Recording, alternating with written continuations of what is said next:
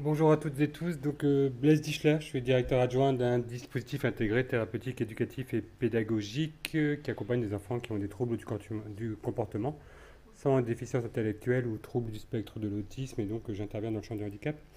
Mais aujourd'hui je vais faire appel à mes expériences intérieures, puisque le DITEM n'est pas forcément un lieu de vie. Mais il y a quelques années, en fait, j'ai poussé pour la première fois les portes d'une maison d'accueil spécialisée. Les maisons d'accueil spécialisées accueillent des publics adultes dans le champ du handicap en situation de polyhandicap, donc déficience intellectuelle sévère, voire très profonde, associée à un handicap souvent physique et des comorbidités. En fait.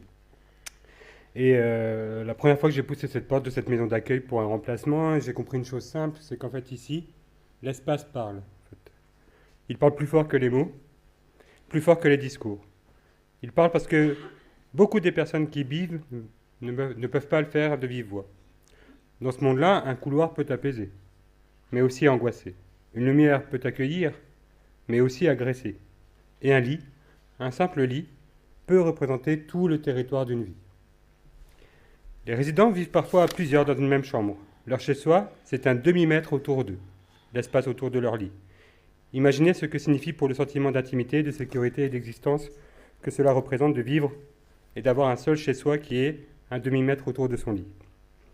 Et les professionnels les professionnels, eux aussi, vivent une forme de vulnérabilité. Toujours en mouvement, toujours en proximité. Et cette proximité est extrême, aider à manger, à se laver, à se lever. Dans une MAS, la distance intime n'est pas l'exception, c'est la règle. Alors, comment créer de la justesse dans un monde où les corps sont constamment engagés? Comment justement répondre à cette question de l'équilibre entre lieu de vie et lieu de soins?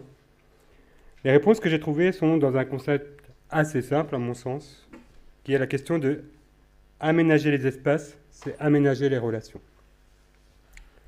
Quand on sépare les lieux de vie des lieux de soins, quand on crée des repères visuels simples, quand on offre un espace calme pour se retirer, quand on repense les couleurs, les odeurs, la circulation, alors tout devient plus fluide. Les résidents comprennent mieux le monde et les professionnels retrouvent du souffle. Et les relations deviennent possibles, équilibrées, humaines. Ce que j'ai appris, c'est que l'architecture n'est pas un décor. C'est un outil thérapeutique, un partenaire du soin, un langage. Et dans une MAS, ce langage peut transformer une journée.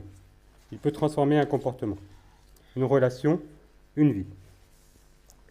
Donc en conclusion, je n'ai pas été très long, mais après je vais vous donner quelques exemples très concrets. En conclusion, ce que j'aimerais que nous retenions, c'est que dans une MAS, l'espace n'est pas un décor, il est un acteur. Il communique, il influence, il apaise ou il agite. Aménager une MAS, ce n'est pas seulement distribuer des pièces. C'est créer un environnement qui respecte les territoires, les corps et les perceptions de chacun. C'est offrir aux résidents un monde lisible et aux professionnels un cadre qui leur permet d'exercer pleinement leur métier. Parce qu'au fond, prendre soin, c'est aussi ça. C'est fabriquer des espaces qui rendent les relations possibles.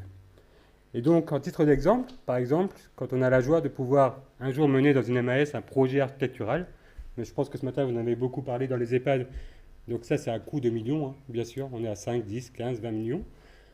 Du coup, de repenser les espaces, d'avoir des espaces de soins qui soient bien séparés des espaces de vie, pour pas que le soin s'immisce dans le lieu de vie et dans la vie, pour que l'espace de soins soit bien séparé, pour que du coup, le résident, donc la personne qui habite chez elle dans cette MAS, puisse se rendre sur son lieu de soins, et que son lieu de vie ne soit pas un lieu de soins.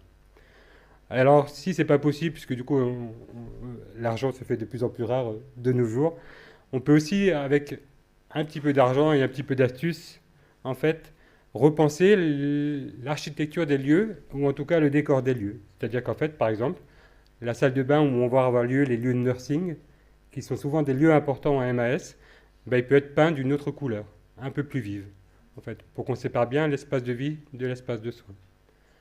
La question que vous avez soulevée ce matin, le médecin qui travaille en EHPAD, tout à l'heure en fait en EHPAD, la question de la blouse. En EHPAD, on n'a pas de blouse. Je souhaiterais que dans les MAS, dans les lieux de vie en tout cas, il n'y ait pas de blouse. Par contre, pour aller faire ces soins de nursing, on peut revêtir une blouse. Et elle peut être de couleur, par exemple, pour signifier bien à la personne, là, tu vois, on va aller dans la salle de bain, puisque du coup, c'est le moment de ton lieu de nursing. Et donc, on peut aussi enlever tout ce qui représente le soin dans les lieux de vie. Parce que moi, pour avoir travaillé et traversé de nombreuses MAS, en fait, on voit des boîtes de gants en latex un peu partout, des papiers un peu partout, des distributeurs de médicaments un peu partout, des distributeurs de savon et notamment depuis le Covid, mais déjà avant le Covid, des distributeurs de solutions hydroalcooliques. Et c'est vrai que du coup, en fait, ça nous fait ressembler de plus en plus à l'hôpital. Et en fait, ces endroits-là, il existe des lieux de stockage, en fait, et on pourrait placer ces endroits à des endroits stratégiques, ou en tout cas penser à pouvoir les cacher. Voilà. Donc voilà un petit peu ce que je voulais vous dire, c'est que du coup, dans les MAS qui peuvent être des lieux de vie où les parents, où les patients ne parlent, enfin pas les patients, les résidents ne parlent pas, en fait, ce qui peut être intéressant, c'est aussi de signifier à travers les deux corps un équilibre entre le lieu de vie et le lieu de soins.